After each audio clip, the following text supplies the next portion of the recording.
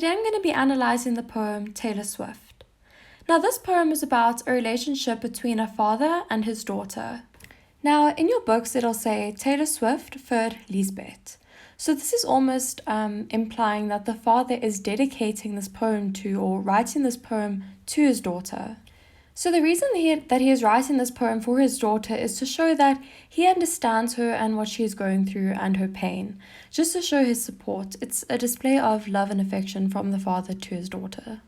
We'll explore the different options as to why he might be writing this poem to his daughter, but in my opinion it's because the daughter's mother died, so his wife died, and that's why he can understand her pain and relate to her because they both are grieving and lost someone close to them. Now, before we carry on with the rest of the poem, we need to pay some attention to the title. When we think of Taylor Swift, what do we think of? I think of the artist who writes songs about sadness and breakup and grieving or losing somebody. And that is very fitting because that is what this poem is about. Obviously, the poem is named after her because the father and the daughter are experiencing loss and feel sadness, so they can relate to her music. So if I just translate the first paragraph, it says, Jy herhaal haar woorde van melancholie vir die soveelste keer. Now this means you repeat her words of melancholy for the umpteenth time.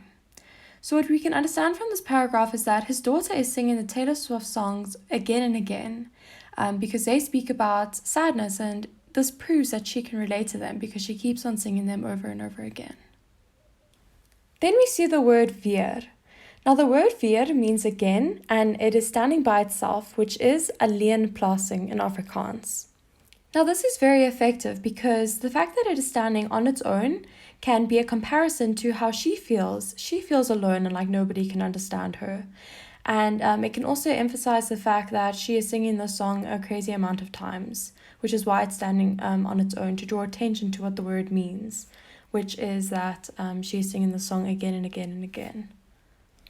Now in the next couple lines, she explains her experience at school, and she emphasizes the fact that even though she is at school, she still feels very alone and it's a tough day for her.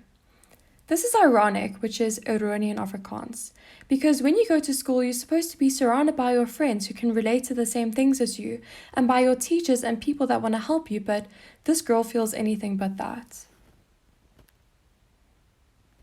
She also uses the word tie, which is tough to describe school. And this can also show that although her day is tough at school, it actually makes her more tough and a better person because she gets through it and she perseveres despite her sadness. The poem then describes a progression in her sadness as she gets home from school. So first of all, it says that she sings the words to Taylor Swift's sad songs. That is the first sign of sadness. Then it increases and it says that she snicks, which is to cry softly. Then it says hail, which is to cry normally, and then grens, which is to cry dramatically and wail.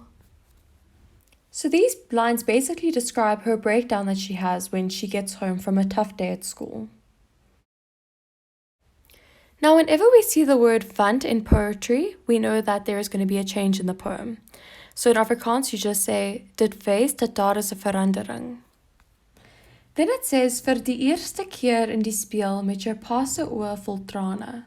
So that means for the first time in the mirror with your dad's eyes full of tears.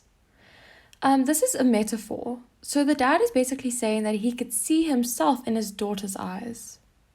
And the reason why he could see himself in his daughter's eyes and why looking at his daughter is basically like looking into a mirror is because the same sadness that is in her eyes he could see in himself, which shows that he understands her emotions because he's feeling it or he has felt it in the past. Then we have a metaphor which says, dis hoekom bome hulle blare verloor. So this means this is why trees lose their leaves. Now what happens when trees lose their leaves? They grow new ones. And that is a metaphor that is implied here, and also with regards to people, that could mean by losing somebody that you love or by losing people in your life. There might be bad influences, or just grieving and experiencing sadness anyway actually makes you stronger and helps you grow as a person. So now you need to decide why the daughter is sad and why the father may understand how she is feeling.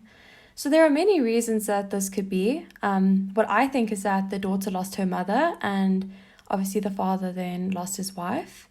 And this is basically the same kind of loss because they are both grieving a family member. But another one could be that maybe the daughter went through a breakup and the dad can obviously relate to her because he's had breakups in his past and he knows how she feels. Or it could be with regards to friends and maybe she's been bullied at school or lost a friend, and that could have happened in the dad's past, and that's why he understands how she is feeling and wants her to grow because he knows that you can overcome this kind of loss. I think the most viable option is the first one, where the daughter lost her mother, because throughout this poem there is no mention of the mother, and normally if a daughter went through a breakup or something happened with her friends, she would turn to her mom. So that's why I think the first one is probably the one that you should use if you're writing a test on this. Now, if we want to look at the message in this poem, it's that you must grow like a tree that gets new leaves throughout every season in their life.